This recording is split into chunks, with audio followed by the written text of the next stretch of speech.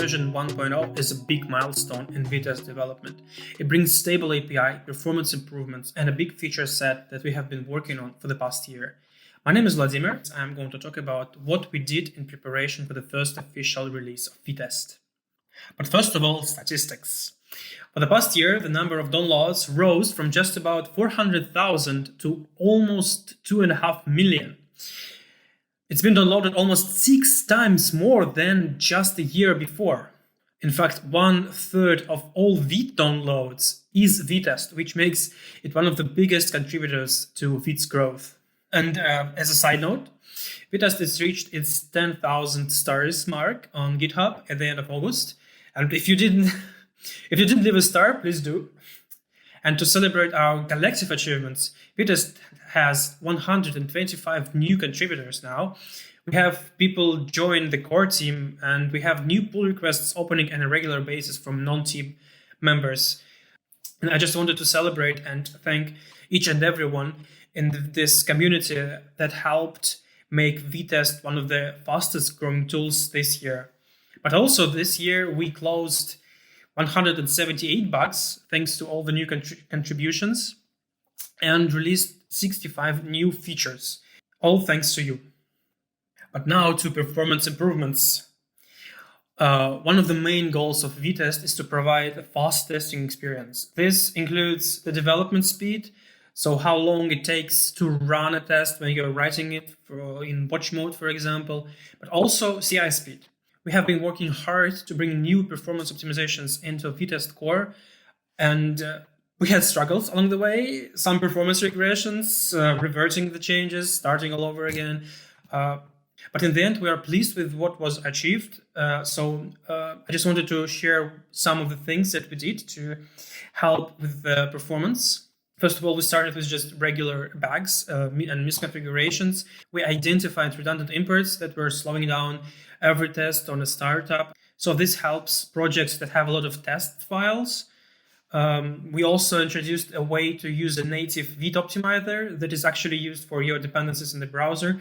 We managed to reuse it to bundle large dependencies into a single file for much faster imports. This usually helps if your project uses large component libraries that might take some time to load because they rely on tree shaking, which cannot be performed at runtime without a bundle step. And we actually saw in some reproductions that it helped to reduce test time by 2 or even 3 times. We also introduced a new way to run your tests with the Node.js VM module. So similar to Jest, instead of creating new workers or child processes for each test file, we create a new context, which helps with also startup time. So we don't need to rerun GSDOM every time a new test has started. It makes speed on par with Jest for projects that have large dependency tree and hundreds of test files. This was a long-standing issue that was actually opened a few months into Vitest release. We are happy to give a way to, if not improve performance over Jest, at least not degrade it for projects that rely on this type of architecture. Of course, there are still ways of making Vitest better and faster that we plan to explore this year. So stay tuned. I hope we can show even more performance improvements over the next year. But we also worked on bringing some new API into Vitest and addressed some of the pitfalls of current API that was inherited from Jests. The first thing that I wanted to talk about is changed flag. It was initially introduced to speed up CI, but we found that it can be used to also improve developer experience in watch mode. So what it does is it runs tests that are affected by your changed files. Not just tests, but if you have a test that imports another file and you change that file, then every affected test will rerun. Initially, it was meant to only run files and exit, but we found that if you have a very large suite with hundreds or even thousands of tests, this command can be used to speed up your workflow by running on the affected tests. To use this feature, you need to pass down changed flag to Vitest CLI like this. A little disclaimer, I will be using an R utility, which is just an alias to npm run something or just npm something. So you need to pass down an R test is just to show it. An R test is just a Vitest. So you need to pass down changed flag. By doing so, we will run only tests that were affected by changed files. Since we don't have any changed file, no tests are found. We can continue editing files and they will rerun. For example, if we change SQRT to 4, you can see that the test is failing. We can also change a math file and it will rerun this command. Now, just to demonstrate, you can also just run changed and it will rerun these same files. Since we have two files that import from math, is mock and sweet, it reruns both of them. So you can just start by running vtest changed and gradually continue editing and adding or writing new tests. You can also use a hash or a branch name with this flag to specify what changes Vitest should look for. So for example, here I can specify head2 and it will run all tests that were affected by changes in the last two commits. Just to show you an example, we will commit this to the repository and we'll run test changed again. And we can see that nothing changed, so there are no tests running. But if we pass down change head1, for example, then we can see that tests from the tests that are affected by changes in the last commit are reflected here, which is pretty handy when running in CI. To make this possible, Vitest relies on Vite's module graph, which is populated when files are transformed but not evaluated yet. So we can process all your source code, find test dependencies, and just filter them. To do this, all dependencies need to be imported using import keyword, as you can see here. So if you read from files manually, or read a directory, or call a method, or spawn a new process, you might want to add those files into the force rerun triggers configuration. There's a log pattern for all files that, when changed, will rerun all tests if you pass down changed flag. So for example, here we can say that when reading from JS file, or maybe from view file, if the view file is changed, rerun every test. But you can also use Vite native features. So for example, if you have a test that reads from some file, let's have an example here, fs read file sync, for example, constants, right? You can replace it with an import constants from constants row. So this will be a string, as you can see here. We can run there, test changed. You can see here, needs to be resolved. But you can see here the console log that it just exports in math. Don't forget that Vite also supports import glob syntax, which will read everything inside a directory. We can pass down here as raw and eager true to see all the files inside the directory. So this will be an alternative to read dir, right? Fs read dir, dir sync. This is of course only for your test files. If you have if you read files inside your source code, you will not update it like this. The next feature that I wanted to talk about is extend API. When context was first introduced in Vitest, you would have to extend it inside of before each hook and populate context manually, like here.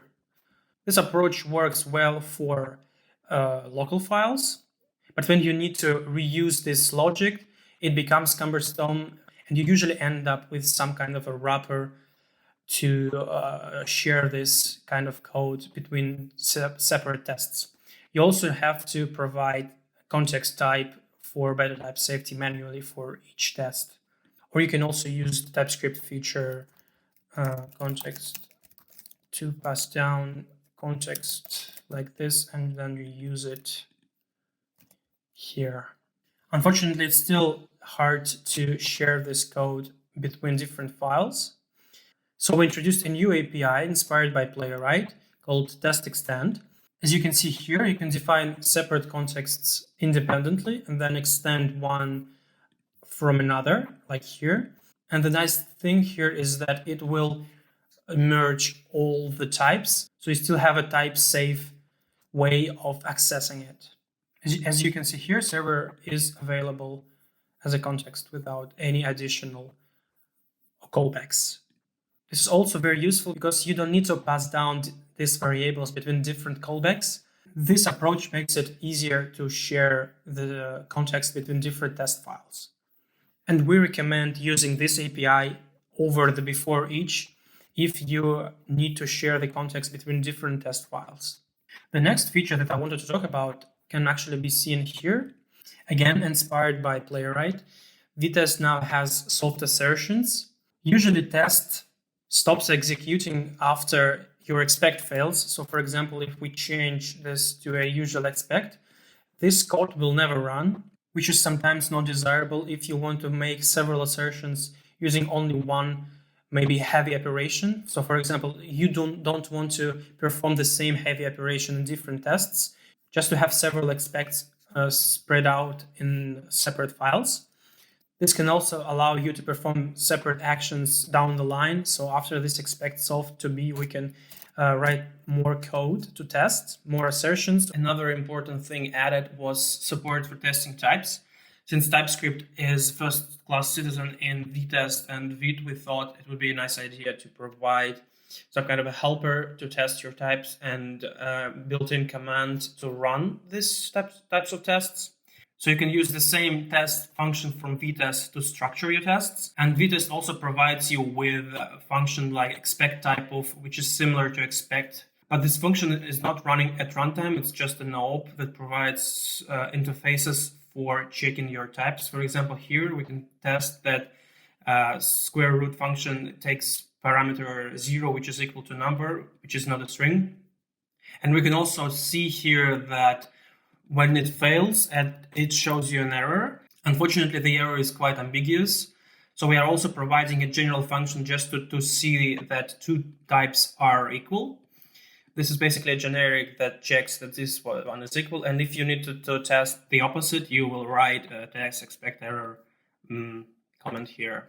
If you remove the comment, you can see the error pops up here. Number is not a type string. This is still an experimental feature that we plan to integrate into Vitest more this year. And just to show how to run it, we can run this types here, which is Vitest type check. Now, if we save this file, it will rerun it in 0 milliseconds. Show the error. We go back and there are no errors now. Another feature that I wanted to talk about is browser support. As you can see here, we have a test that is written with Vitest assertions. We can run it visual here and can see that it passes. We can update test to see that it fails. But what we can also do is run the same test using browser mode. So we run browser. Wait, I have it here. Yes, test browser. And it will run the all tests inside of the browser. As you can see here, mock is not supported, so the test fails, but visual test works fine. To learn more about browser support, I recommend watching a talk by another team member, Aslim Ahmad, here on ViteConf, which is very insightful. The main idea here is to give an easier migration path from your Node.js tests to your browser tests. So you can just change or add a flag browser and it will work automatically. So these are all new, most important features that we added last year that I wanted to share with you. I hope it was very insightful. Thank you for listening, and I see you on GitHub.